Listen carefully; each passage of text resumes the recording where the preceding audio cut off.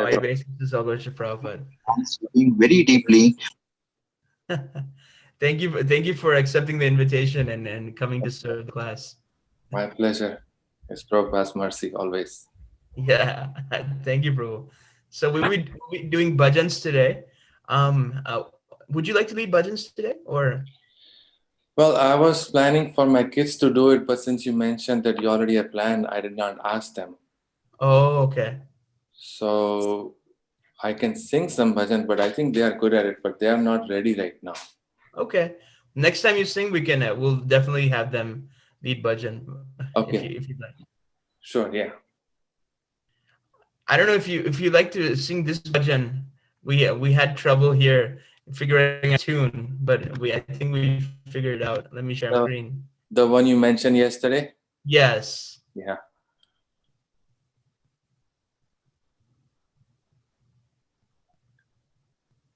Asa, एक एक बार भावो mane. It's 17 syllables. I figured that out. It goes 17, 16, 17, and then it goes. So I think it's very similar to Sad Goswami Astakam. Ase, Bhase, Brahmiya, Tapatas, Brahma Samhita. Um, Krishna, Kirtana, that one? Yeah, yeah, yeah. Ase, Bhase, Brahmiya, Tha, Pabe, Ke, Sukha, Jivane. Yes, kind of. Yeah. Yeah, Uh, I think that goes well. It's a long line, so I don't know what else will work. yeah, I think that Sad Goswami Astakam it works pretty well with Okay. this. So how are we doing it? Is someone going to sing or? Yeah, I can sing it. I can sing it. I can try. Okay. I I have to remember myself, remind myself of what Krishna Kirtana Sure. is. If you want, I can try. I just didn't know the plan here. Oh, I can do it, Prabhu, no problem. Okay. This Krishna Kirtana Gana Gana Paro. So the song name is Ek Bar Bhavo Mane. The official name is Shri Nagar Kirtan Shri Nam Song 3. The author is Srila Bhaktivinoda Thakur, and the book name is coming from Gitavali. We're studying from Gitavali. So now this is Nagar Kirtan. So yeah, last week was Nadia Godrume. I think in last year was Nadia Godrume, and then the so next week is the famous song Radha Krishna Bol Bol. And now Uh, this is another song that yeah, Bhaktivinoda Thakur wanted to be sung in the Nagar in the Nagar Kirtan. So we will sing this. sure.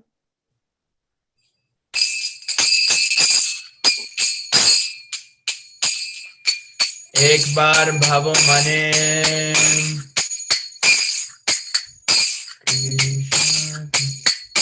आशा भाषे ब्रह्मी है तापाबे कि सुख जीवने आशा भाषे ब्रह्मी है तापाबे कि सुख जीवने के তুমি কোথায় ছিলে কি করিতে তাইলে কে তুমি কোথায় ছিলে কি করিতে হেতাইলে কিবা কাজ করে গেলে যাবে কোঠা শরীরা পতনে কিবা কাজ করে গেলে যাবে কোঠা শরীরা পতনে কেন সুখ দুঃখ বয়া আমতা মমতাময় কেন সুখ দুঃখ বয়া আমতা মমতাময় তুচ্ছা জয় পরাজয় क्रोध हिंसा Dvesha anya jane. Tucha jay parajay krodha himsa. Dvesha anya jane. Bhakati vinoda koi kori. Gora padashroy. Bhakati vinoda koi kori. Gora padashroy. Kedananda rasa moy hao. Radhe Radha Krishna nama gane. Chedananda rasa moy hao. Radha Krishna nama gane. Radha Krishna nama gane. Hare Krishna Krishna Krishna Hare Hare Hare Rama Rama Rama Hare Hare Hare Krishna Krishna Krishna Hare Hare Hare Rama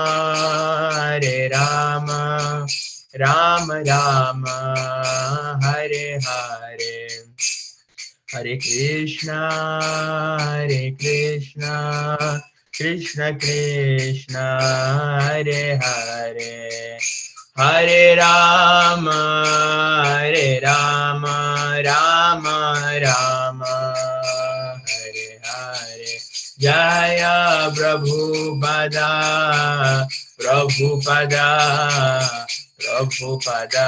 Jaya Prabhupada Jai Radha Natabhara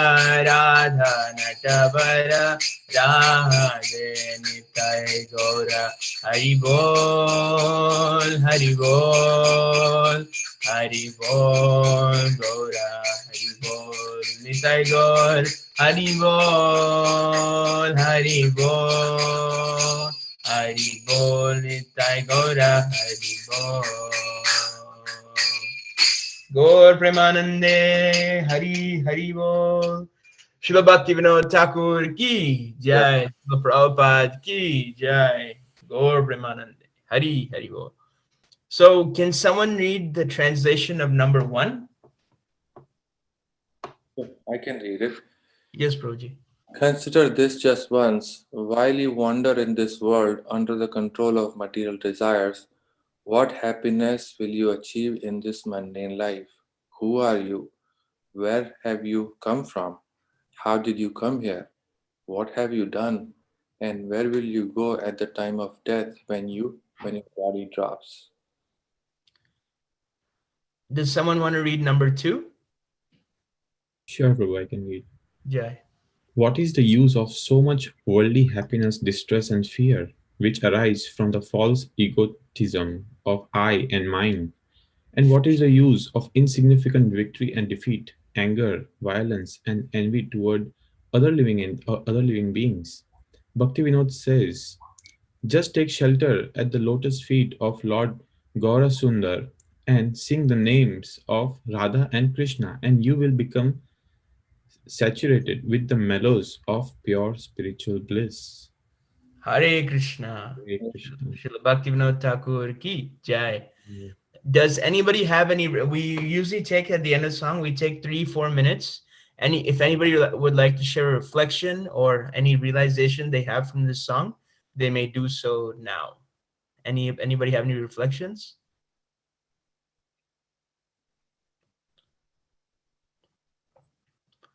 I was just if nobody has one, I can share something that Srila Bhaktivinoda Thakur's words are striking like thunderbolts, and he's especially in the second line. And what is the use of so much worldly happiness, distress, and fear, which arise from the egotism of I and mine?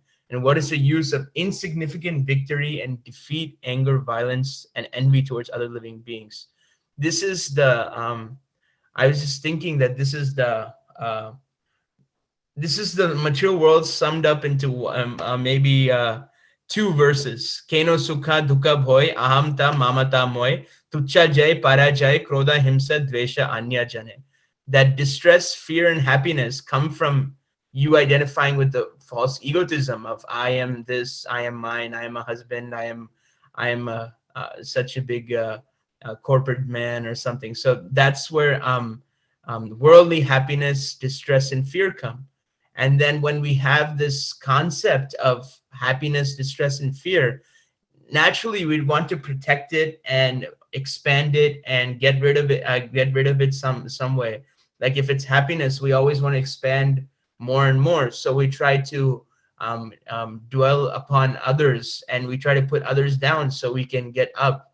I think Bhaktivinoda Thakur another says Thakur says in another song in Amar Jivan Sada Pape Rata, he says that when other people's Bhaktivinoda Thakur is taking the position of a fallen living entity like us, even though he is an exalted Vaishnava.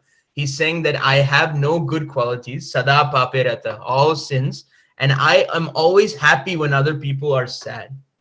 This is the when people are happy, when people are sad. That is the crown of material happiness.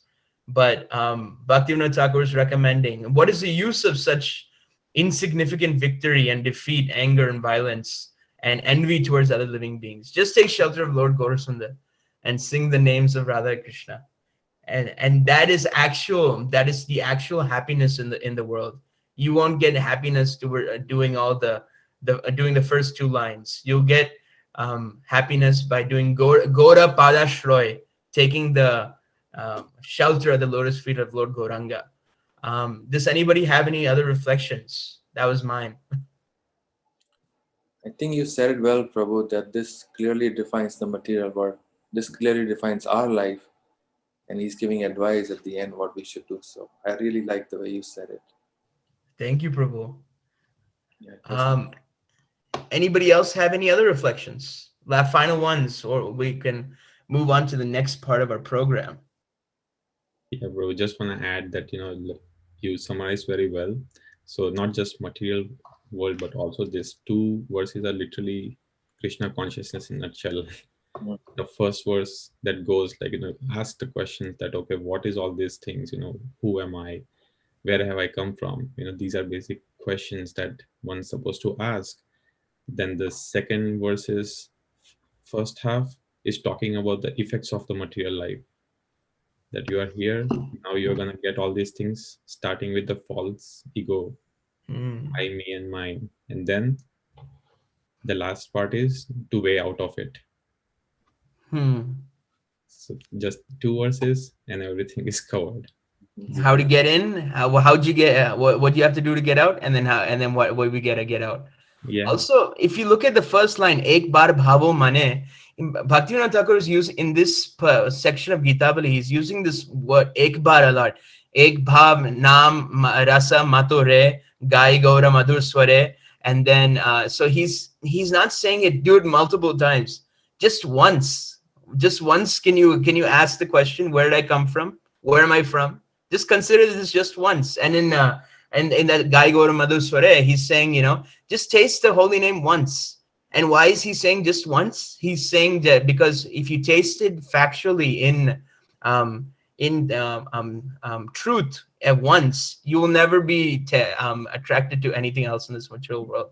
So I just thought of that when you were speaking. So we can pause our study of the Vaishnav, the songs of the Vaishnava Acharyas today. Let me stop sharing my screen. So today we have a very we will move on to our next part of the program, which is our Shravanam Saturdays, our weekly study of the Srimad Bhagavatam. We have been going on this program since October. And this week we have a very special speaker, and his name is Nanda Kumar Krishna Prabhu. Nanda Kumar Krishna Prabhu has been an initiated member of International Society of Krishna Consciousness for over 20 years. He has been part of the Washington D.C. ISKCON Potomac community for over 20 years. He conducts bhakti vrikshas in the D.C. area. I think Prabhu lives in Virginia, and he's part of the Harinam team, and he's actually a part of the management of the ISKCON DC board. And he's practicing Krishna consciousness in Virginia and trying to share as best as far as he can with his wife, Nayana Manjari Mataji, and he has two sons, which I thought they had the best names ever. Divya Simha and Raghav Simha, which are very, very nice names. So, but actually, we would like to thank Kajal Mataji for bringing Prabhu on. Kajal Mataji was associated with Prabhu's Bhakti Vriksha, and she introduced us. So we're very happy to have Nanda Kumar Krishna Prabhu's association today. And so Prabhu, so we just had bhajans from 7:45 to 8.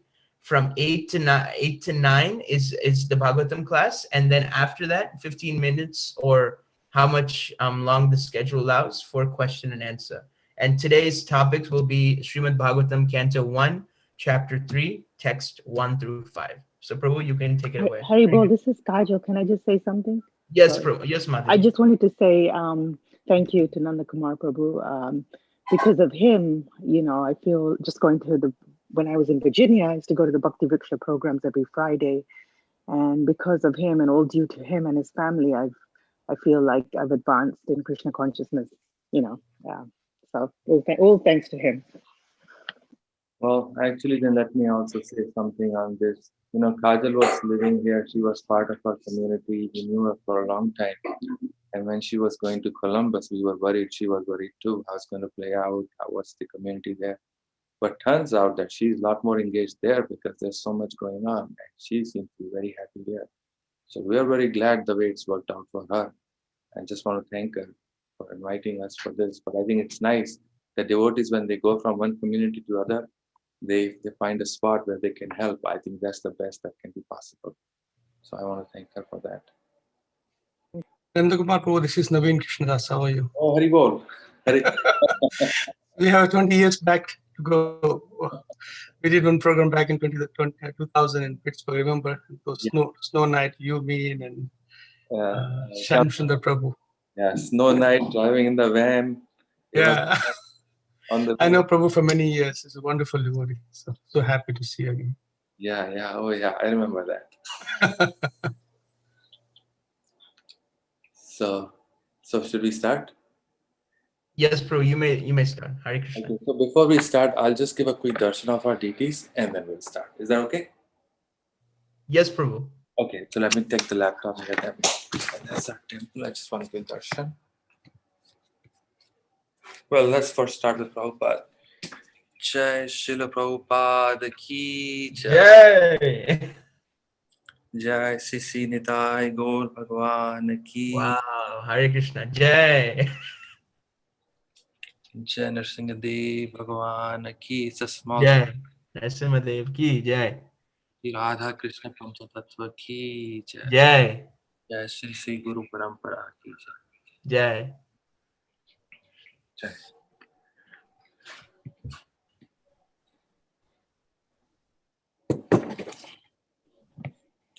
Just put the charger.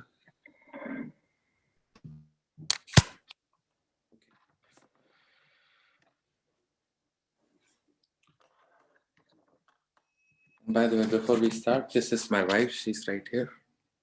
Hare Krishna. Hare Krishna.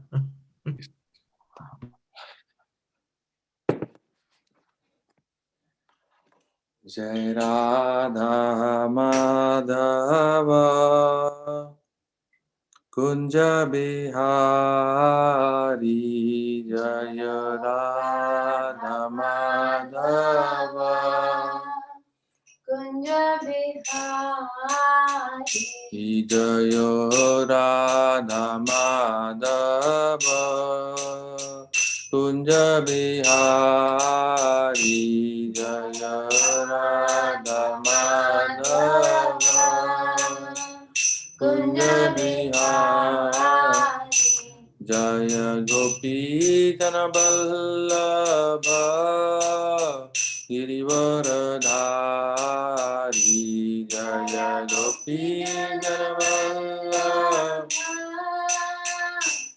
वरदारी Yashodanandan Vraj जन रञ्जन यशोदन व्रजन रञ्जन यशोदानन्दन व्रज जन रञ्जन यशोदन रञ्जन यमुनातीरावनचारि यमुनातीरावनचारि जय राधा माधव कुञ्ज बिहारी जय राधा माधव हरि जय गोपी जनवल्लभ गिरिवरधारी जय वल्लभ गिरिवरधारी यशोदानन्दन व्रज जन रञ्जन रञ्जन यमुनातीरावनचारि यमुनातीरावनचारि जय राधा माधव कुञ्ज बिहारी जय राधा कुञ्ज बिहारी जयो प्रभुपदा जयो प्रभुपदा जयो प्रभुपदा जय प्रभुपदा जयो प्रभुपदा प्रभुपदा जयो प्रभुपदा जय Prabhupada Prabhupada Prabhupada Prabhupada Jaya Jaya Prabhupada Jaya Jaya Prabhupada Prabhupada Jaya Jaya Prabhupada Jaya Jaya Gurudev Gurudev Gurudev Jaya Jaya Gurudev Jaya Jaya Gurudev Gurudev Jaya Jaya Gurudev Jai Srila Prabhupada ki Jai Srimad Bhagavatam ki Jai Om Namo Bhagavate Vasudevaya Om Namo Bhagavate Vasudevaya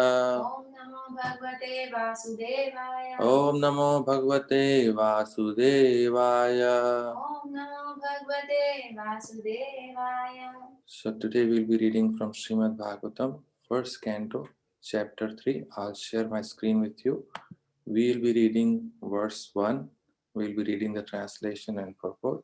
And then after that, we'll start the class. So let me share.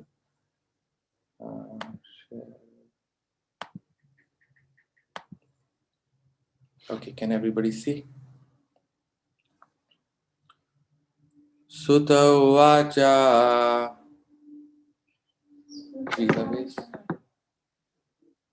Here actually you can just see on the same screen. Jagrahe Paurusham Rupam Jagrahe Parusham Rupam Bhagavan Mahadadibhi Bhagavan Mahadadibhi Sambhutam Shodasa Kalam Sambhutam Shodasha Kalam Adau Loka Sisrikshaya Adau lokasya shikshaya. Suta Vacha Suta vacha. Jagrehe Paurusham Rupam Jagrahe parusham rupam. Bhagavan Mahadadibhi Bhagavan mahadadibhi. Sambhutam Sodasha Kalam Sambhutam shodasha kalam. Adau Loka Sisrikshaya Adau lokasya shikshaya. Suta Vacha Suta vacha. Jagrehe Paurusham Rupam Jagrahe parusham rupam. Bhagavan Mahadadibhi Bhagavan mahadadibhi. Sambhutam Sodasha Kalam Sambhutam shodasha kalam. Adau Loka Sisrikshaya Adau lokasya shikshaya. Suta vacha. Suta Vacha Jagrahe parusham rupam. Jagrehe Paurusham Rupam Bhagwan mahadadibhi. Bhagavan Mahadadibhi Sambhutam shodasha kalam. Sambhutam Sodasha Kalam Adau lokasya shikshaya. Adau Loka Sisrikshaya. Anybody online?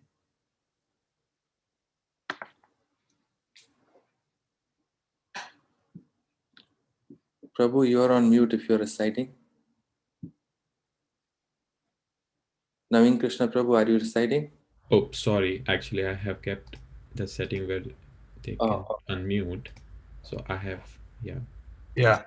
Suta Uvacha Suta Vacha Jagrehe Paurusham Rupam Jagrehe Paurusham Rupam Bhagavan Mahad Adibhi Bhagavan Mahadadibhi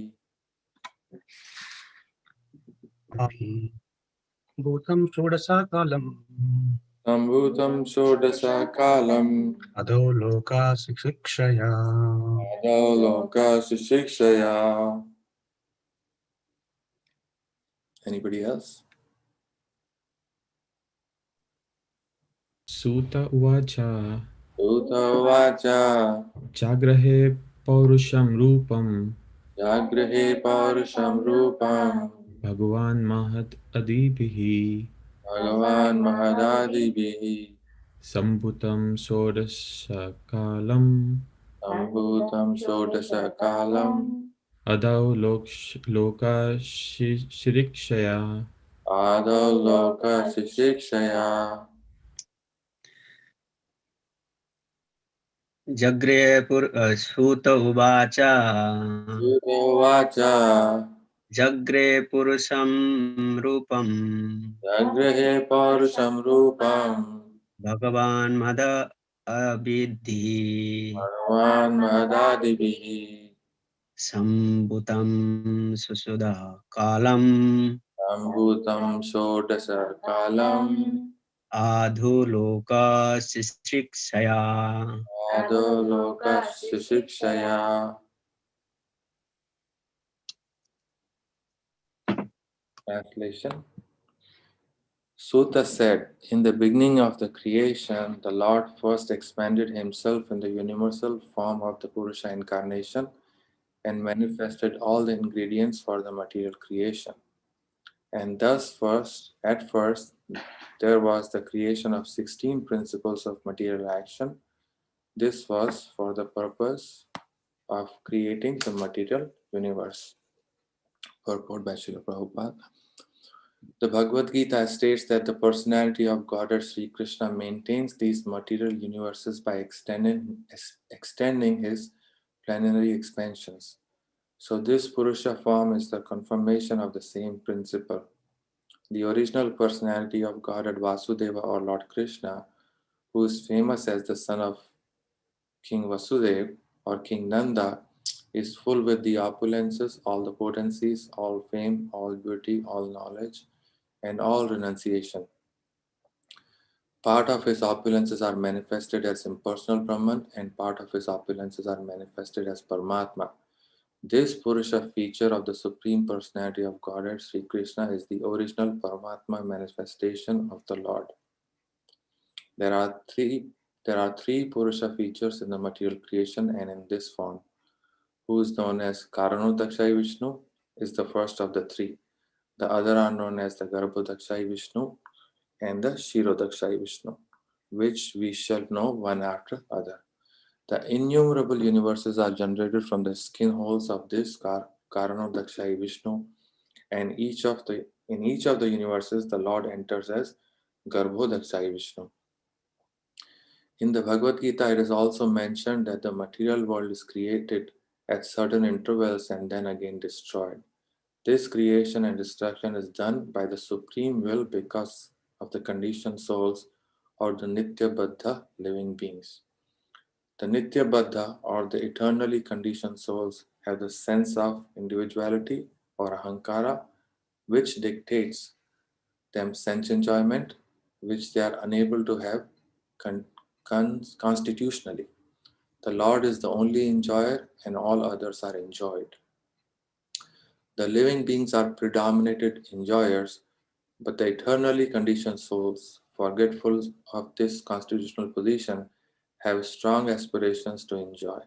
The chance to enjoy matter is given for the conditioned souls in the material world, and side by side they are given the chance to understand their real constitutional position.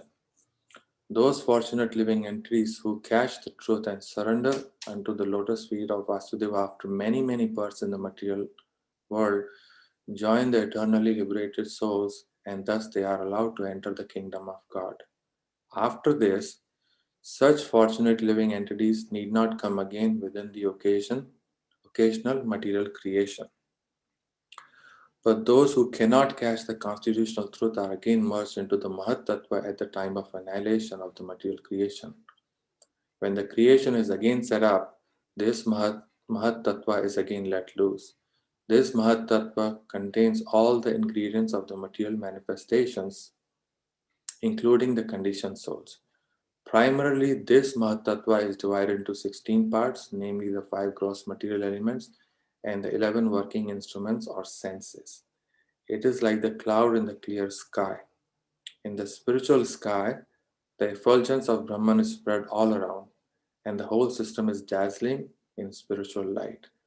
The Mahat Tattva is assembled in some corner of the vast, unlimited spiritual sky, and the part which is thus covered by the Mahat Tattva is called the material sky. This part of spiritual sky, called the Mahat Tattva, is only an insignificant portion of the whole spiritual sky. And within this Mahat Tattva, there are innumerable universes. All these universes are collectively produced by the Karanodakshai Vishnu, called the Mahavishnu, who simply throws his glance to impregnate the material sky. Om Ajnana Timirandasya Jnananjana Shalakaya Chakshurunmilitam Yena Tasmai Shri Guruve Namah Shri Chaitanya Manobhishtam Sthapitam Jena Bhutale Rupa Kadamayam Tadati Swapadantikam Vandeham Shri Guru Shri Yuta Padakamalam Shri Gurun Vaishnavamscha Shri Rupam Sagrajatam Sagana Raghunathanvitam Tam Sajivam Sadvaitam Savadutam Parijana Saitam Krishna Chaitanya Devam Shri Radha Krishna Padan Sagana Lalita Shri Vishakhanvitam Sa He Krishna Karuna Sindhu Dinabandhu Jagatpate Gopesha Gopika Kanta Radha Kanta Namastate Shana Gaurangi Radhe Vrindavaneshwari Vishabhanu Sute Devi Pranamami Hari Priye Vancha Kalpatarubhyasya Kripa Sindhubhya Vacha Patitanam Pavanebhyo Vaishnavebhyo Namo Namah Jai Shri Krishna Chaitanya Prabhu Nityananda Shri Advaita Gadadhara Shri Vasadi Gaur Bhakta Vrinda Hare Krishna Krishna Krishna Hare Hare Hare Rama Rama Rama Hare Hare Mukam karoti bhachalam pangum langate girim yat kripatam ham vande Sri Guru Dinatarinam Paramananda Madhavam Sri Chaitanya Ishwaram. So here we are in this part of the Bhagavatam, which is basically the beginning of the Bhagavatam, is the third chapter. So before we start discussing this verse and the following few verses, I just want to do a recap of where we are in this particular part of Srimad Bhagavatam. So this third chapter basically starts to describe the appearance of Krishna in this world. How does he come to begin with? In the first chapter, there are questions by the sages, which basically sets the stage for Srimad Bhagavatam to be spoken. They were doing a long yajna at Naimisharanya, and then they came up with these questions when Suta Goswami arrived. He was the senior most Vaishnava, he was there. So then he was asked all these questions. There were many questions, but the primary question was around why did Lord Krishna appear in this world? It is actually very interesting to see in that first chapter, there are two verses in sequence. The one verse says that the living entities are suffering in this world. And the following verse says, by the way, why did Krishna come? So what is the connection between living entities suffering and Krishna coming? If you go back and read, you will see it. They are right next to each other. And they don't seem related, but actually they are very related. And that actually gives one way we can see the purpose of Bhagavatam. Everybody is suffering in this world, like we were reading in the bhajan before. And then Bhaktivinoda Thakur says that take shelter of Lord Gauranga, and then that's how you will be relieved. And that's similar to what is there in the Bhagavatam, where the question is being asked. And there they ask the question that, why did Krishna come? So then Suta Goswami starts that actually this is a very good question, and then he starts glorifying Bhagavatam. So when he starts glorifying Bhagavatam, that's where we see all those verses about Srimad Bhagavatam, Nashta Prayeshu Bhadreshu Nityam Bhagavata Sevaya Narayanam Namaskritya Naram Chaiva Narottamam. There are so many verses like that.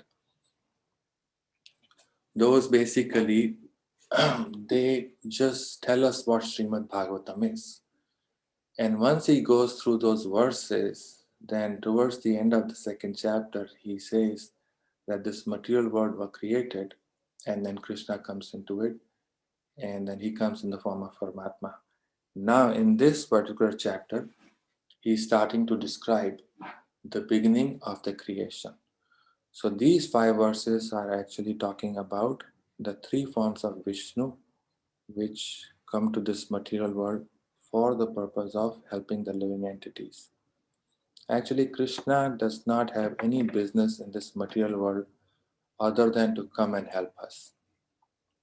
And the way it starts is what is being presented here.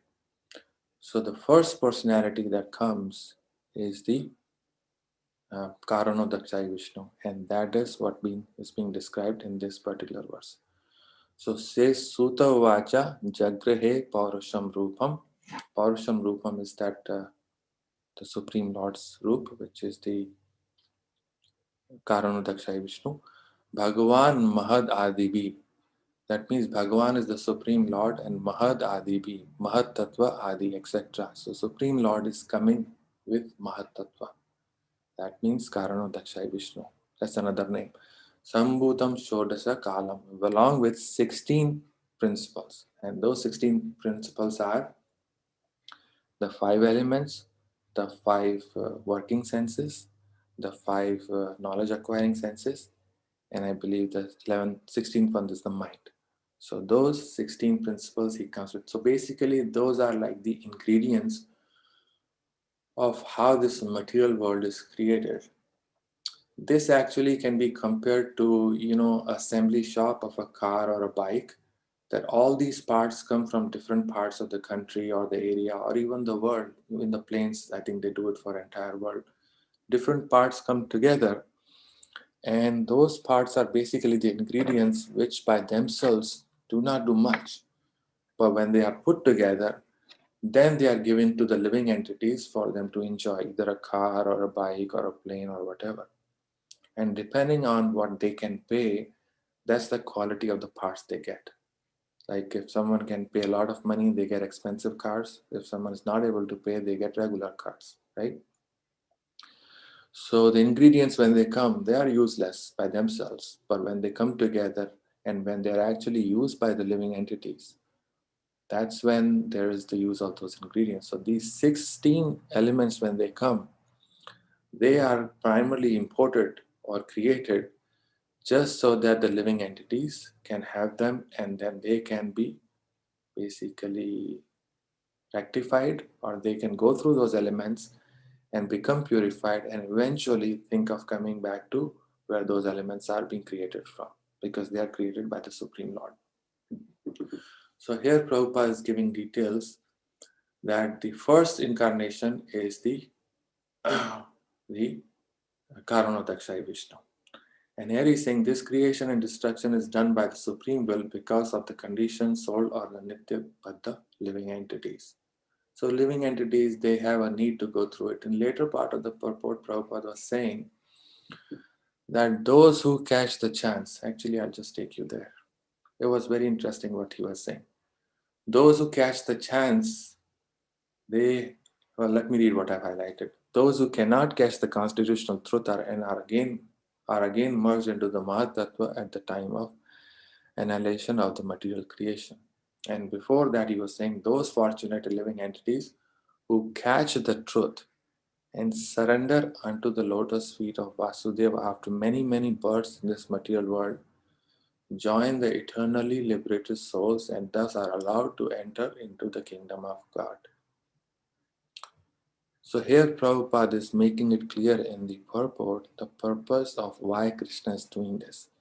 Why Krishna is bringing these 16 elements and creating all these universes and then winding it down.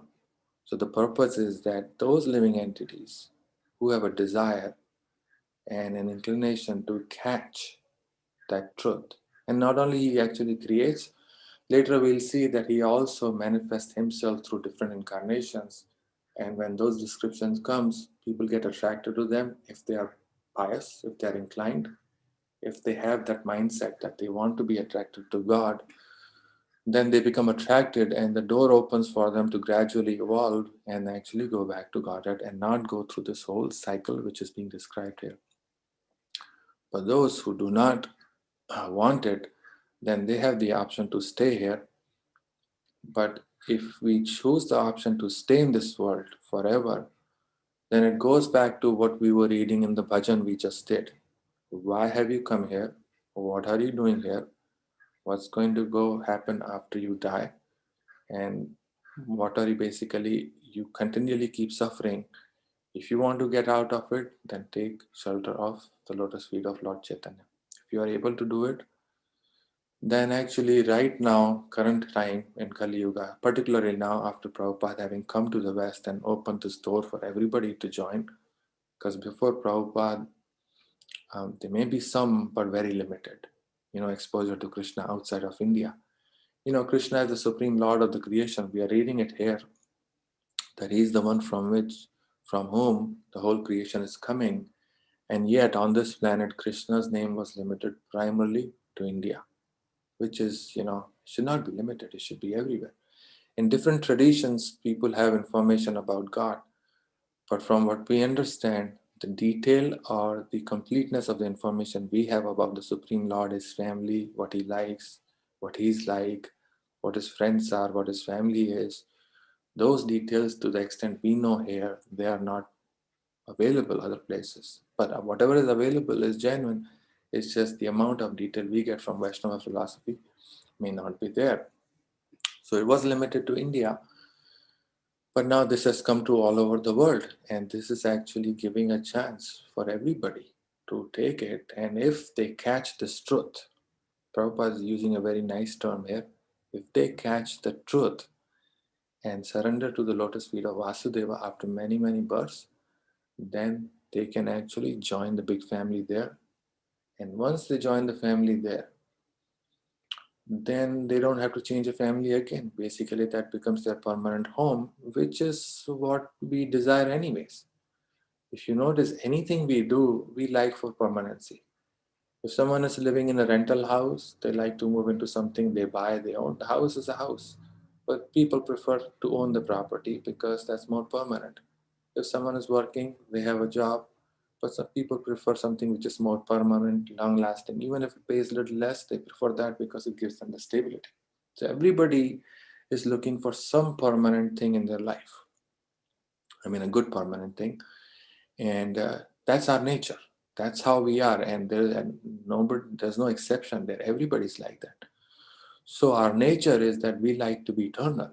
And we see day to day. Everything we do is coming from there.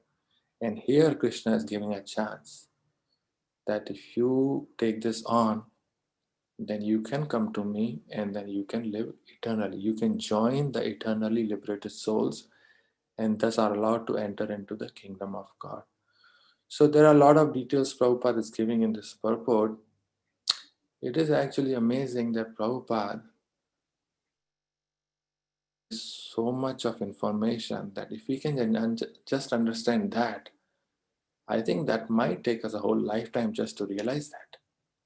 I mean, the amount of information or details he's given, he's basically explained this whole creation, which probably the scientists, I don't think they can understand this on their own.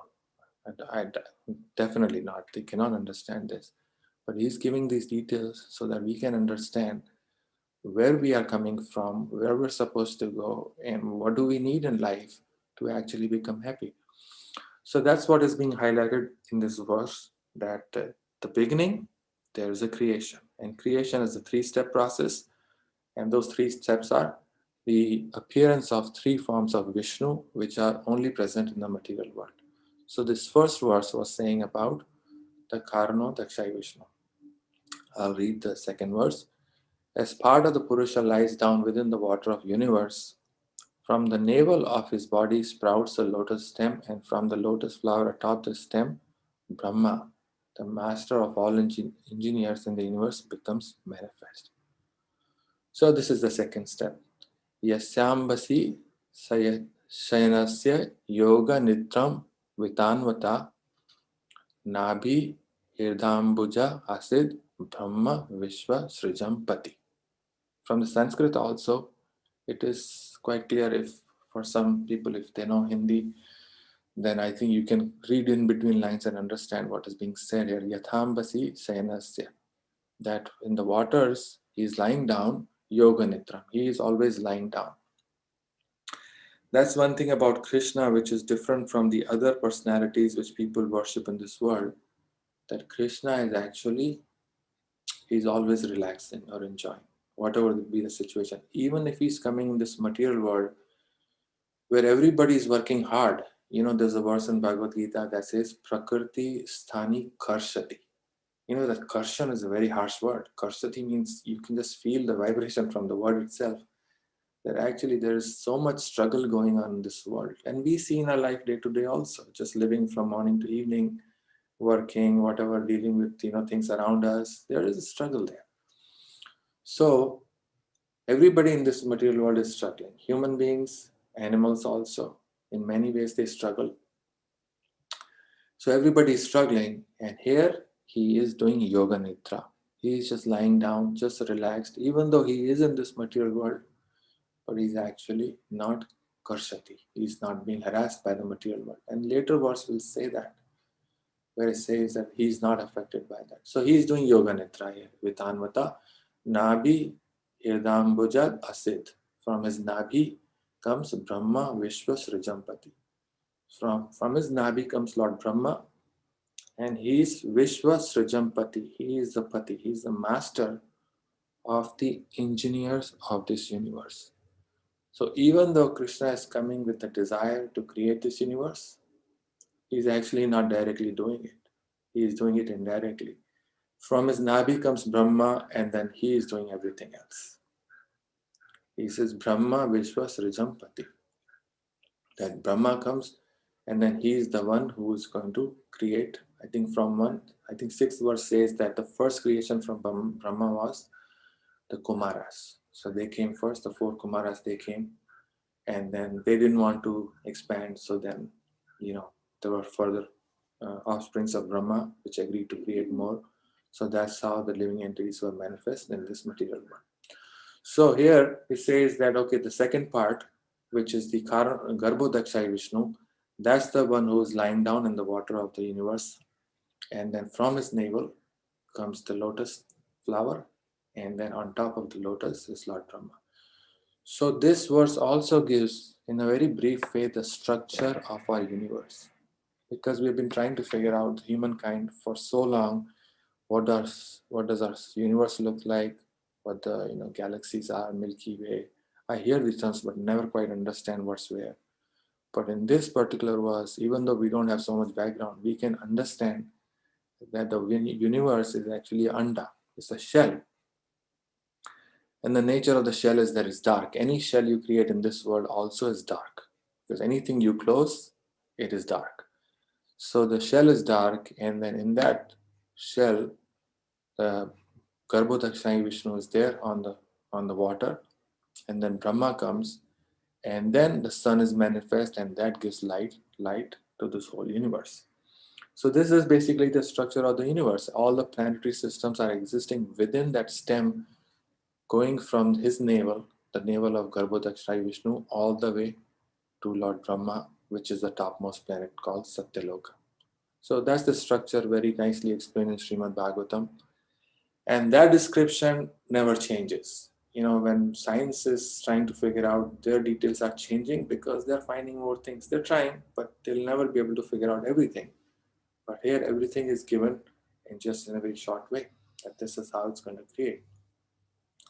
So that's the next thing Sutta Goswami is saying, that Garbhodakshai Vishnu is on the ocean. The stem comes out, Lord Brahma is there, and now he is going to be Srijampati. He is going to be the master of all the engineers of this world. So he's basically, you can say he's the CEO of the world, in the sense that he's going to manage everything and through his agencies, but he's the primary person responsible for this material world. Like many times, if devas have difficulties, they go to Lord Brahma and ask for help. So he's there to help them. So like that, he has to manage. So that's verse number 2. Then that says, it is believed that all universal planetary systems are situated in the extensive body of the Purusha, but he has nothing to do with the created material ingredients. His body is eternally in spiritual existence par excellence. And that's the thing I was saying earlier, that even though Krishna comes in the form of Vishnu in this material world, he doesn't have to struggle like everybody else. In fact, as soon as he comes, he just is lying down, and then everything else is going on by his desire only, not by doing much other than his desire. Because there's a verse that says, right? Swabhaviki Jnana Bala Kriyacha, that particular verse, where it says that Swabhaviki Jnana Bala Kriyacha, naturally he has got all those things just by his desire.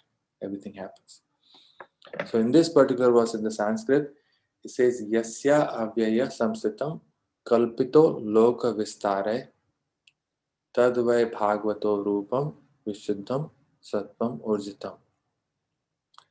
That all these planets, Loka Vistare, Vistar means to expand. So all these planets are expanded in the body of this Garbhodakshai Vishnu. When we say body, that means everything that came out of him.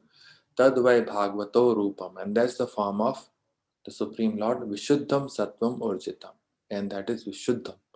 Vishuddham means it is in pure goodness. That means it does not have anything to do with the modes, and that's why he's not affected by whatever is going on in this world.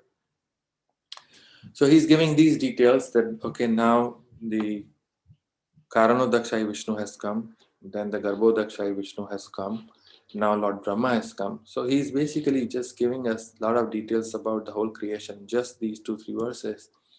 And then the next verse is saying that the devotees with their perfect eyes see the transcendental form of the Purusha, who has thousands of legs, thighs, arms, faces, all extraordinary. In that body there are thousands of heads, ears, eyes, and noses. They are decorated with thousands of helmets and glowing earrings, and they are adorned with garlands. I think this is talking about the Mahakal Purusha. That's a form of the Purusha which has got the manifestation, which has got all these details, the thousands of legs, thighs. We cannot imagine what it is like, but it exists because we don't know. We have a perception of these senses which are limited, like 2 legs or 4 legs. There's also a concept of 3 legs. If someone is lame, they use a stick. So like that, this there, but this form of the Lord has got thousands of those. So, and it says very extraordinary, because from our perspective, it is very extraordinary. So then he's giving all these details, and then finally he's saying in the 5th verse, this form, the second manifestation of the Purusha, which is the Garbhodakshai Vishnu, is the source and indestructible seed of multifarious incarnations within this universe. From the particles and portions of this form, different living entities like demigods, men, and other are created. In the Sanskrit, it says, Etan nana avataranam nidhanam bijam avyayam yasya amsena srijyate deva tiryan nara adaya. Tiryan, I believe, is animals. Yeah. So basically, Etan nana avataram. So basically, all these different incarnations which are coming from this form of Vishnu, Nidhanam Bijam Avyayam. He is the original seed, and Avyayam means indestructible. See, this word Vyaya is being used in the terms of spending, right? In Hindi, we say Vyaya means spending. And Avyaya means that which cannot be spent, because when we spend something, it reduces in value. But avyaya means that it cannot be reduced in value. So Krishna is Krishna in every state, and he does not change. He doesn't lose anything, even if all these things are coming out of him. So he is the beach, he is the seed, and that seed is indestructible. Because typically our concept of the seed is that if a seed becomes a tree, then the seed is gone. And that's very common to see. You put a seed, the seed is gone and the tree is coming, which is good. That's how it works. But in his case, the seed stays and still the tree comes out, because he is avyayam. So that's the detail which is being said here. The nidhanam bijam avyayam yasya amsena srijyate. Unke ek amse, from his amsha, srijyate, they become manifest. From his amsha becomes manifest the devas, all the demigods in the high planetary systems. Tyrian are all the animals. Prabhupada is giving the details here. And then Nara Adi. Nara Adi means human beings. And Prabhupada is giving a lot of details in this purport. I'll just summarize what he is giving in this purport, which is actually an extension of what is being said so far. So Prabhupada is giving all the details around what is being discussed so far, that the Garbhodakshai Vishnu is there. Then from this, the son of Brahmas, they become manifest, starting with the 4 Kumaras. Then here he says Daksha, Marichi, Manu, etc. They all become manifest. Then he's giving all the details of different incarnations which come at different times in different yugas. Then he's giving details of the different manus. That in a day of Brahma, there are 14 manus and they are spread evenly across his day. So all this manu comes, and during those manus also different incarnations comes. Then within those, within a cycle of the day of Brahma, like a 4 yuga cycle, there are yuga avatars that comes, there are manvantara that comes, then there are satyavesh avatars, which are basically empowered living entities. They come. So Prabhupada is summarizing the whole creation and all everything that follows what is being said so far in this particular purport.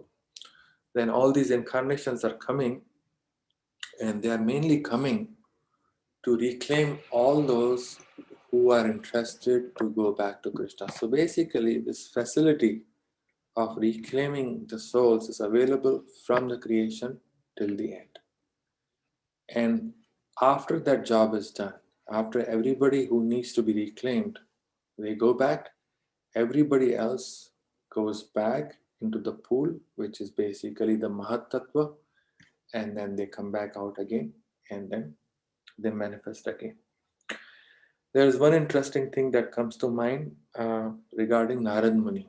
It is also part of the first canto where Narad Muni is telling his story, I believe, to Vyasdev.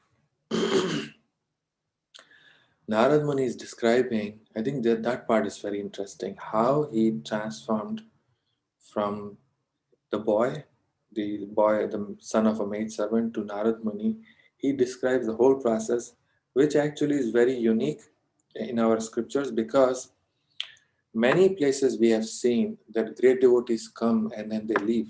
We have heard it, like Prabhupada, Bhaktisiddhanta Saraswati Thakur, Bhaktivinoda Thakur, even different Maharaj Amrish, different devotees have come. Ratasura has come, Bhishma came, and then they left. So we see how they left.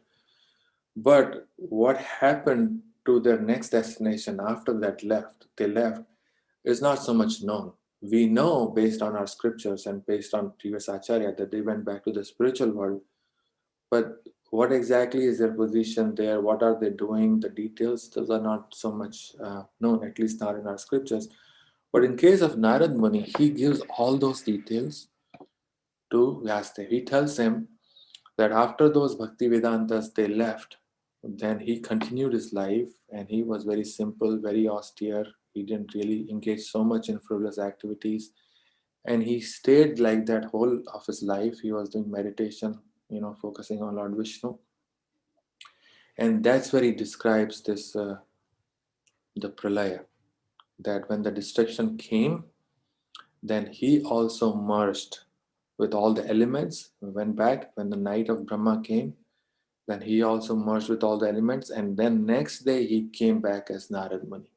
If you go back and read, that's the detail he's given, that he was born as son of Brahma on the following day. On that, the day before, he was actually son of a maidservant.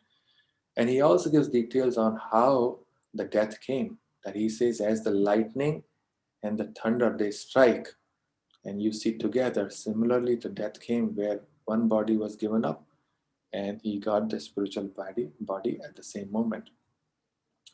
So, he's giving those details to say that this is how the material world works, that when it winds down, everybody goes back to the pool, and then when the time for creation comes, then they come out.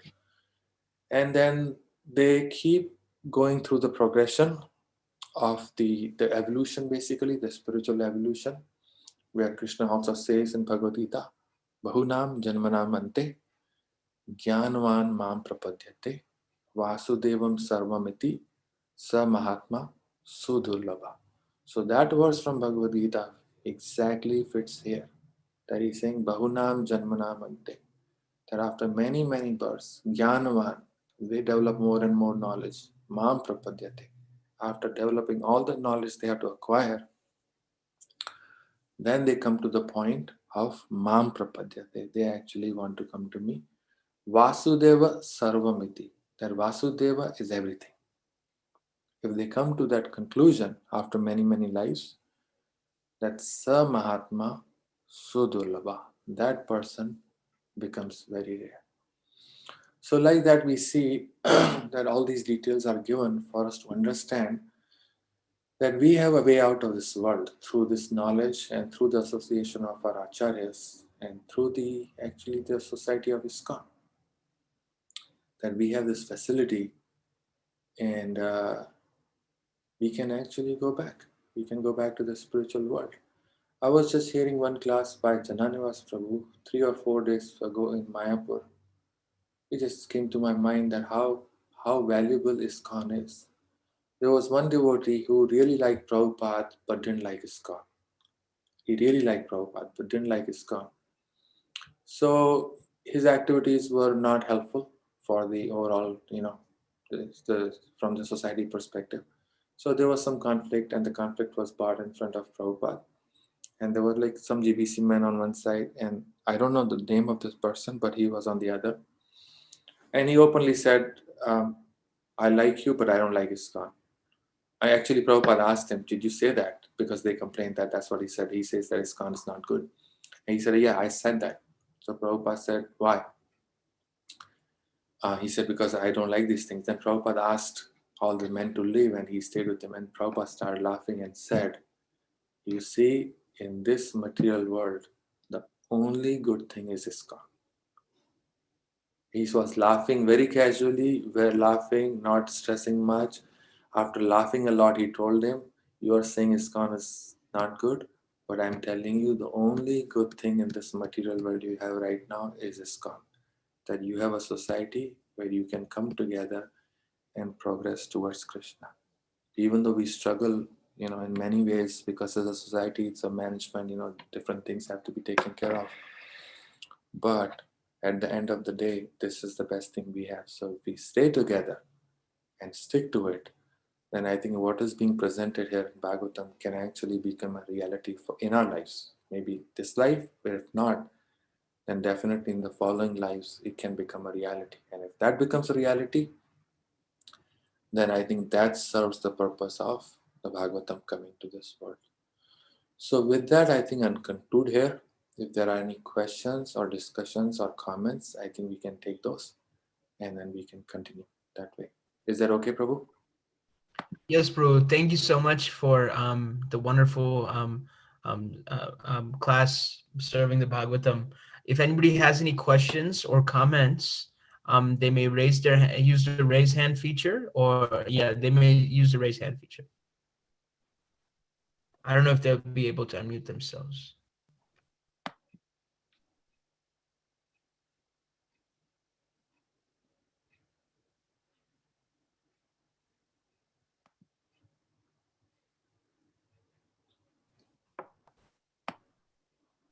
So I had if nobody else has a question, I'll take the advantage.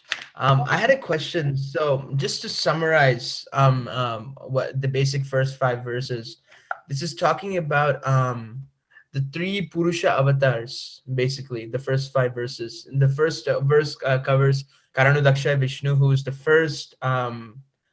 He's according to my notes, he's the first Purusha, and he's creating the Mahatattva. And then the second verse covers Garbhodakshaya Vishnu, and he lies in the universe. So the primary creator is Karanodakshaya Vishnu, or is it that from Karanodakshaya Vishnu, Garbhodakshaya Vishnu comes?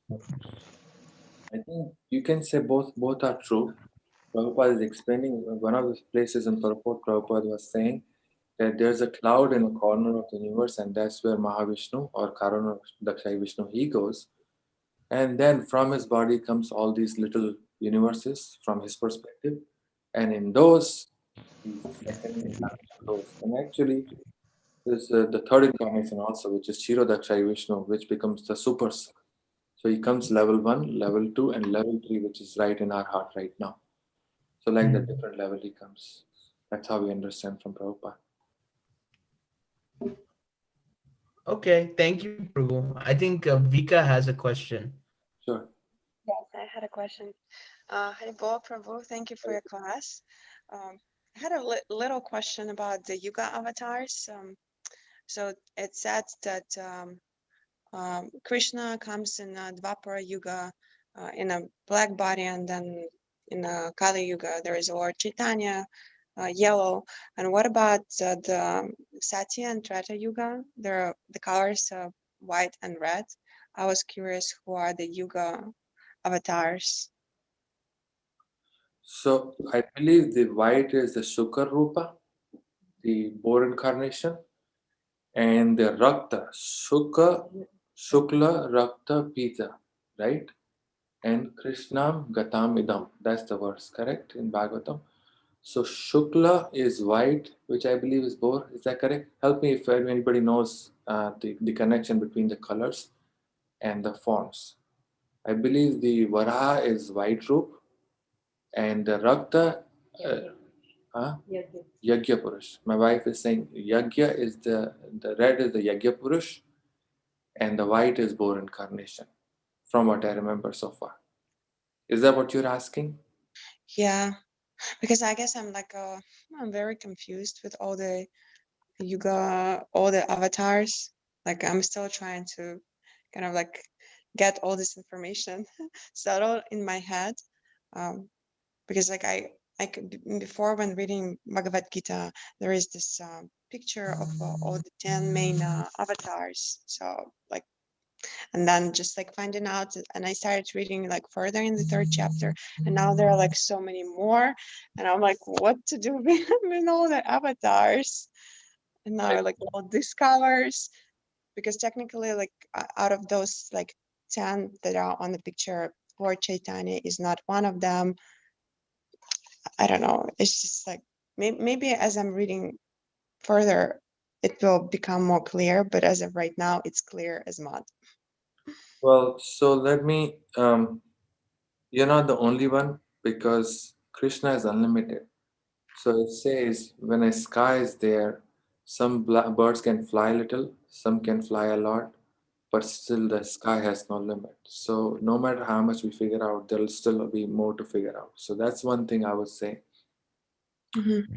Regarding Lord Chaitanya, the verse says Sukla, Rakta, and Pita. Pita is yellow incarnation, but doesn't give the name. So one might say, is Lord Chaitanya the incarnation or not? So we have to look at the statements of our acharyas because he came as a hidden incarnation and he's indirectly mentioned. But even people can dispute that also because if someone wants to see, Sanskrit is a very powerful language. So it also gives you the facility to do word jugglery, that you can say thing in a way that can have many different meanings. Mm-hmm. People can figure out different meanings. So then how do we clear that confusion? That confusion we clear by hearing from our acharyas who have lived an exceptional life and who, in our estimation, are very close to Krishna. So when they tell us that Lord Chaitanya is an incarnation, then we should accept it. And then if we need to research, there is enough material to research. Actually, one time this doubt came to me also. And then, I always accepted, but at some point I thought, well, people doubt because someone said that, well, how do you know and all that, right? So I heard one class, I think it was by Gaur Govind Maharaj explaining who's Lord Chaitanya and why he's the Supreme Lord, right? He's very scholarly. He's not with us anymore, like physically, but I think we know that he's very scholarly. I was listening to that class. I think I could follow first 5 minutes or 10, and after that, I just could not follow the details he was giving because the details were so expensive that at some point I accepted that, whatever I've understood, I think it makes sense that he is the Supreme Lord. There's one more thing to consider in this connection is Bhaktivinoda Thakur says, this is a word from Bhaktivinoda Thakur, that when the truth is presented, the untruth will try to cover it. Mm-hmm. It will happen for some time, but Satyam eva jayate. Ultimately, the truth will be victorious. This is I think one of the bhajans he says that, or maybe one of his writing. The point is that some people might doubt whether Lord Chaitanya is Supreme Lord or not. But we can see by the results that his followers all over the world are actually living a very good spiritual life and they are actually getting the benefits of what is being presented in our scriptures. They're actually able to perceive it, some to little extent, some to greater extent, but the results are there. So you can see that. It's just a matter of time that this Krishna consciousness will grow, and then maybe 1,000 years from now, it will become a word household name that Lord Chaitanya is the Supreme Lord, even though people may not believe it now. So, when Bhaktivinoda Thakur says that, initially truth will come and the untruth will try to suppress it, but eventually it will come out. So maybe it's just a matter of time because it's only been 500 years since he came. And as the movement grows and there are more details people, our acharyas, they give out more and more details and people study them, it'll become more and more clear that he is the Supreme Lord. So those are the details I'll give you on your question. I don't know if that helps, but that's my understanding of what you were asking. That helps. I had 2 more questions, but if anybody else has questions, I can wait with my questions. I don't want to take over the floor. Sure. Yeah, I don't know if the raised hands are for questions. Is that correct? Yeah, the raised. Yes. Yes, we actually have a question in the chat as well, from DK Sharma. He's saying, which form of Vishnu is Krishna? So Prabhu, if you'd like to answer that. Sure. So I think the answer is in Bhagavatam itself. There's one famous verse that summarizes it. When all the details of different incarnations are given, later part of Bhagavatam, but in the end, that verse says, Ete cha amsa kala pumsam Krishna astu Bhagavan swayam. That verse is so clear that I don't think we need to hear anything else to conclude that Krishna is the Supreme Lord. Ete cha amsha. All these what? He gave the details of all the incarnation. He gave a long list of different incarnations which come. Ete cha amsha. Amsha is part. Kala is a part of a part. Amsha Kala Pumsam Krishna Astu Bhagavan Swayam. So all these incarnations are there, but Krishna is the Supreme Lord. So to answer your question, Krishna is the Supreme Lord, and then he comes as Vishnu, different forms of Vishnu for the creation and maintenance of this material world. But because Krishna being the Supreme Lord, he has the ability and liberty to come inside this universe, to present himself and then leave. So when Krishna comes, if we are short-sighted, we might think, well, Vishnu came first and Krishna came later because he came just recently. But if we understand from our scriptures, Krishna is the original person, but he came in and out, just like a king can come in and out of a prison, but the prisoners might know the jailer or whatever, the superintendent, for a longer time.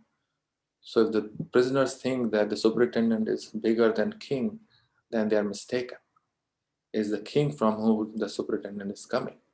So like that, from Krishna or Vishnu is coming, and then Krishna can come in and out just to attract, what we were reading earlier, that he can come to attract living entities. Those who like him, they go with him. Those who don't like, they can stay back. It's a choice everybody has. And that's how it comes. So that's how we understand from our scriptures. Does that answer your question? I don't know, he's on chat, so I don't know if he has a follow-up. I guess he'll put it once we move on. I think next Kajal Mataji has a question. Yes, Hare Krishna Prabhu, very, very, very beautiful lecture today. Very nice. It reminds me of when I was in Northern Virginia, how I was physically present. So I just had a comment, actually, as you mentioned, that Krishna appears in his yoga nidra position, and just made me think that how simple and wonderful that is, and how as human beings in this material world, we make things so complicated. And, with all the assets we have, we think it's all ours, and we just, I don't know, the world just feels so complicated, but Krishna appearing in his yoga nidra position makes it so simple and lovely. Yeah. It just says that he is in a relaxed position, and that's how one can be happy. But it's just not possible for in this world because we're struggling with everything. But that's a good point. And he's the one who's actually in his natural state. Yeah. Nice comment. Our next question is from Shrestha Mataji. You can go ahead. Haribol Prabhu, thank you for your wonderful class today. I had a question. It may be very simple, but when you were speaking about Narada Muni, when he was the maidservant's son and he was listening to Sukadev Goswami along with Parikshit Maharaj and all the sages there, and once Brahma's night came and then his body changed and he became Narada Muni on the day of Brahma as his son. I was wondering, since he received a spiritual body, how come he did not go back to Goloka? Why was he still a son of Brahma in this material world? Like, what position did he get? And what about the other sages? Did they also attain spiritual body along with Parikshit Maharaj and go back to Golok? Or were they still part of this material world but had spiritual bodies? I think that's a very good question. See, Narad Muni has a special position that he's been assigned a task of being this in this material world to bring different souls back to Krishna. So even though he says the detail, he's very clearly saying that it was just like the lightning and the thunder. That means he had the enlightenment. At the same time, he got the spiritual body and gave up. So he was basically ready to. He was done with this material world right there at the time of his death. Narad Muni has not come yet. But he said that after that, I went back in, and then when I came back out, then I got this. I have this body, and this is what I am. Those are his words.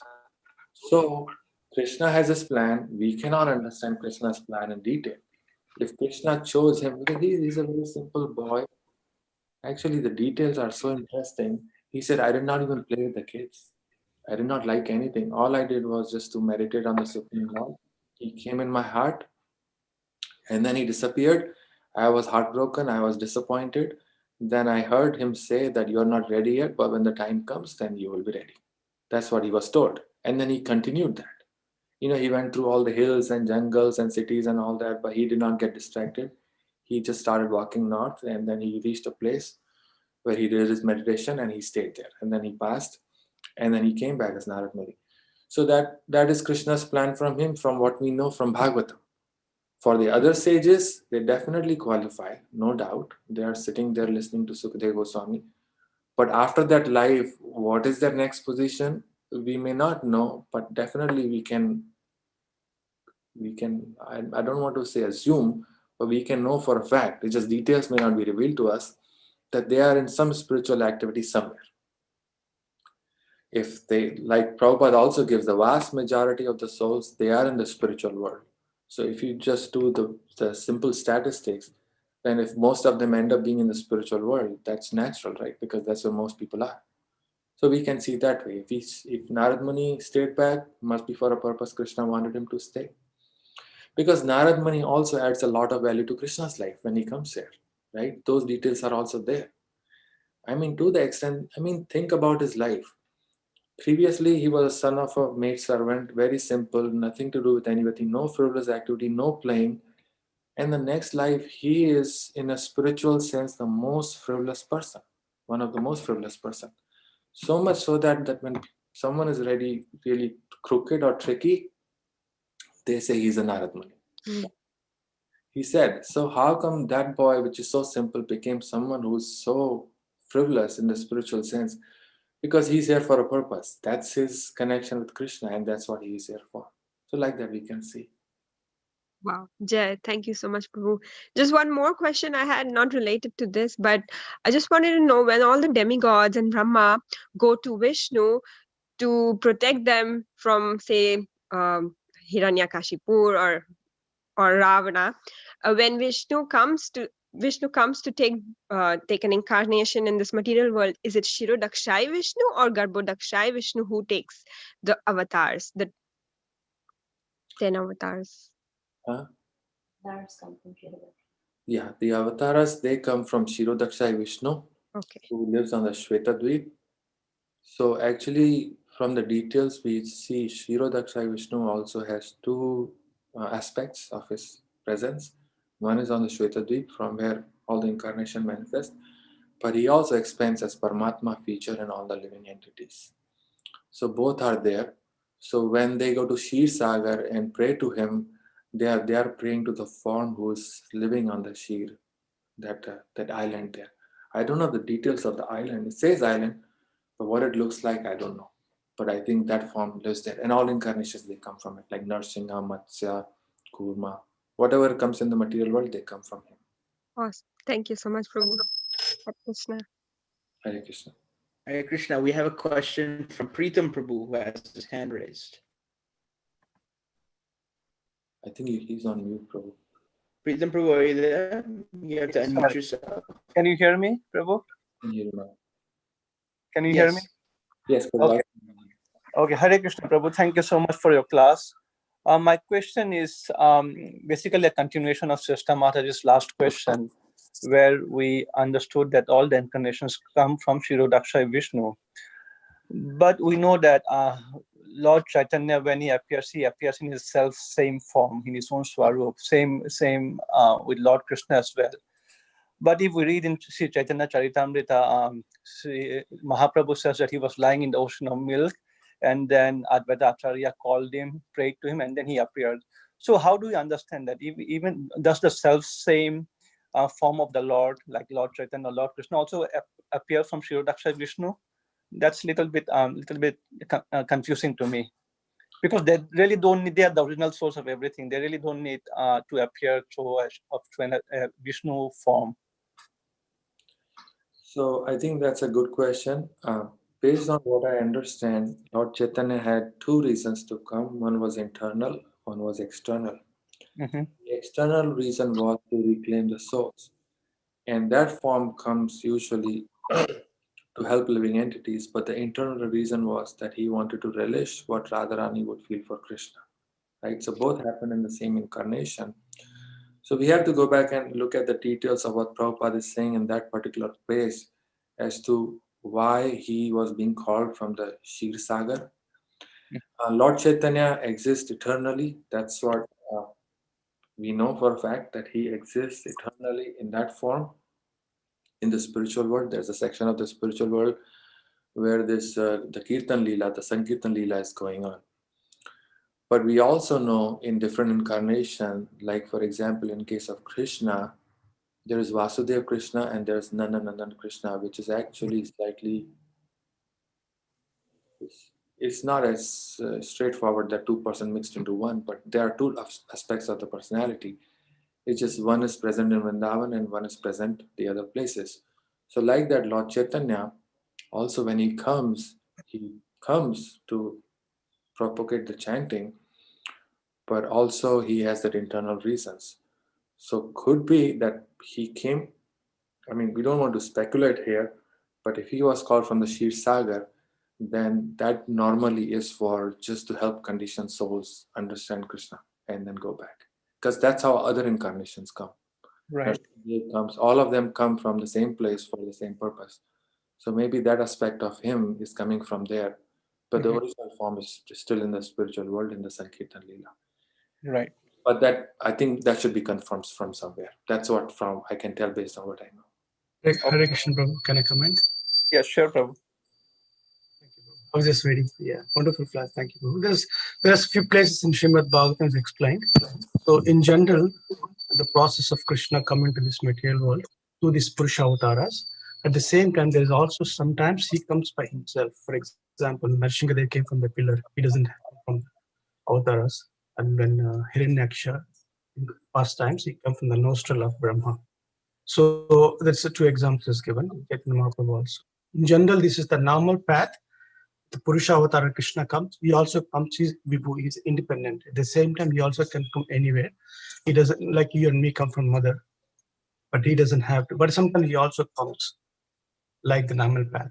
So he's fully independent. When and how it does, once you understand these three incarnations, Prabhupada mentioned in one of the word. Even I also heard that when you clearly understand these three Purusha avatars, they're actually 50% liberated. Just imagine this, the intricacies of this is we can speculate at Prabhu's sake. We cannot speculate at the same time. We can use our senses to understand a little bit, but beyond comprehension, we cannot hold this into our limited brain. But normally, to help us, he gave us this path. This is how it comes. So our logical brain can understand. But he's beyond. He's a Dokshaja. But comes two examples, like in Narsinghadev, we come from the pillar, so he doesn't come from this. We all know that. Rather, there are so many avatars. Mm-hmm. Okay, thank you, Prabhu. Thank you, Prabhu. That's good. It is 9:15, Prabhu. What does your schedule look like? Would you like to wrap up, or Avika had one or two questions? What do you think? Do one question more and then wrap up. Is that okay? Yeah. Yes, Prabhu. Vika Maji, would you like to ask your last questions? Thank you. Well, again, probably very silly question. But, well, there are no such thing as silly questions. It's important for me. So in Bhagavad Gita, in the 13th chapter, we are, Krishna is talking about the 24 elements that form the material, like, nature. And here we're talking about 16 elements. So why we are having this delta between 24 and 16? So I think we can do the count. So these 16 are included in the 24. yeah, So, that's what I thought. But where's the rest? so I might need help there. So 5 are working senses, 5 are knowledge acquiring senses, 5 are the Material elements elements, the material elements. plus mind. No, these are 15. 16 is ego, Mhm. mind, intelligence. Those are there, and then the ego is also material, so that takes it to 18. And then there are the soul is there, 19, and I think there are 5, a set of 5 more. There is gunas also. Huh? The modes of material nature also. I think I included in that 24 count. I don't remember what those remaining 4 are, but we can look at. By it, I I guess think Krishna Prabhu was raising his hand. Yeah, I can. I mean, I was just reading Tattva Sundarbari, and this is fresh in my memory. There is actually 24. 24. It's totally is. Should I explain, Prabhu? Yeah, please. Yeah, if you Yeah. can. Yeah. So basically, this is a manifested state, unmanifested state. Manifested is Mahatattva, unmanifested is Pradhana, which is the source of the material creation. When before he manifest, he glanced at that, and then eventually manifest, which is Mahatattva. So that comes with Ahankara, mind, intelligence is a 4. Mahatattva, Ahankara, mind, intelligence is a 4. And the next, as Prabhu said, one is Tanmatra, which is 5 material ingredients: sound, touch, form, taste, smell. Next, the other 5 is elements of sky, air, fire, water, ether, which is the gross. And the next is the sense objects: ears, skin, eyes, tongue, nose. 5 plus 5 plus 5, 15 plus 4, 19. And then legs, hands, anal, tongue, and genitals. If you add all this, it's 24. Good. And the beginning was Ahankara. Could you repeat? I'm gonna write it.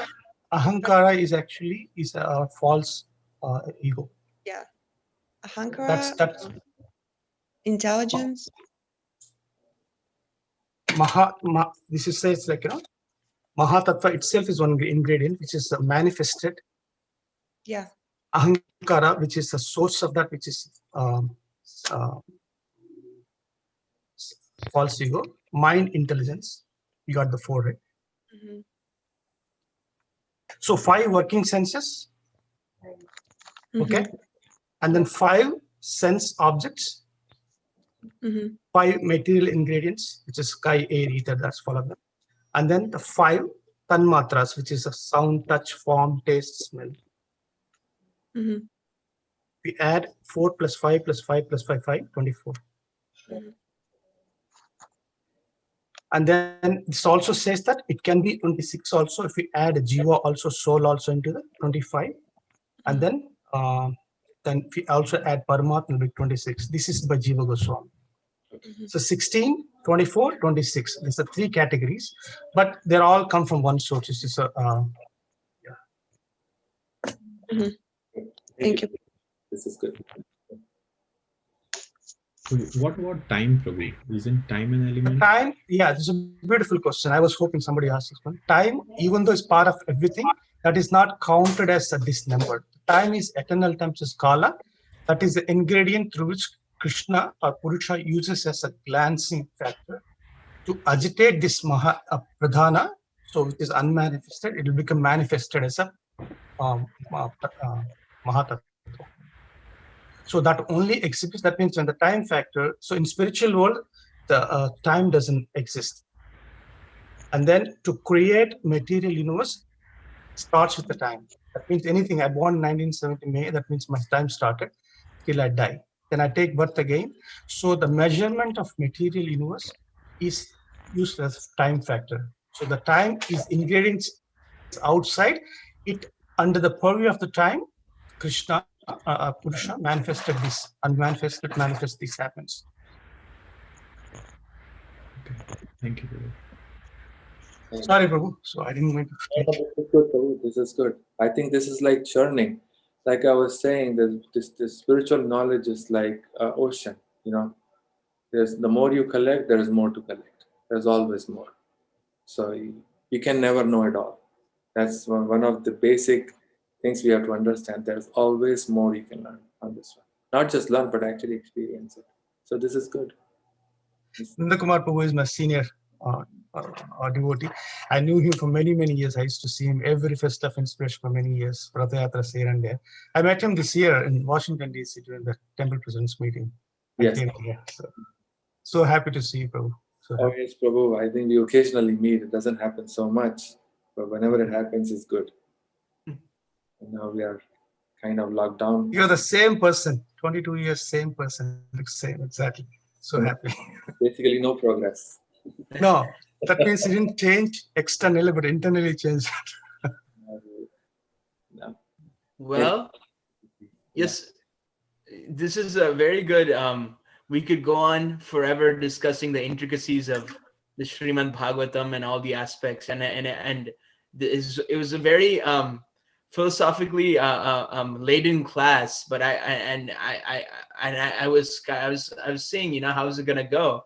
But it was absolute nectar, and I would like to thank everybody who joined the call and asked such very nice questions. And it was, and I learned a lot personally, and with my notes and everything. And we'd like to thank Nanda Kumar Krishna Prabhu for joining, for joining, taking his invaluable time, his such important time, and coming and serving the class here. So with that, our next verses we have for next week's class, it's Srimad Bhagavatam, Canto 1, Chapter 3, Text 6 to 27. All there's a big span of incarnations. So it's 20. It's like 21 verses. So plan ahead and read them before the next class. Again, we'd like to thank Nanda Kumar Krishna Prabhu, and we will just say Vaishnava Pranam, and then we can call it. We'll pause the class for today. Vancha kalpatarubhyascha kripa sindhubhya evacha Vaishnavebhyo namo namaha. Anantakoti Vaishnav Vrinda ki jai. His Grace Nanda Kumar Krishna Prabhu ki jai. Jai. Thank you. Thank all glories to Hari Prabhu for coordinating this. Hari Bol, Hari Bol, Hari Bol. We can all unmute and say a big Hari Bol to Prabhuji. Yeah. Hari Bol. Hari Bol, Hari Bol, Hari Bol. Thank you. Hare Krishna.